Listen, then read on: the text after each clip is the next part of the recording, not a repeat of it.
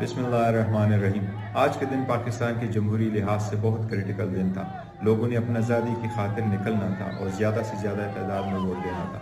अल्हम्दुलिल्लाह आज के दिन पुरअमन रहा। ज़्यादा से ज़्यादा लोगों ने इमरान खान साहब की आवाज़ पे लब्बे कहते हुए अपना वोट कास्ट किया है। इस वक्त के रिकॉर्ड के मुताबिक जो हमारे पास पोलिंग एजेंटों ने भेजा है, हमारे पास फॉर्म 45 आए।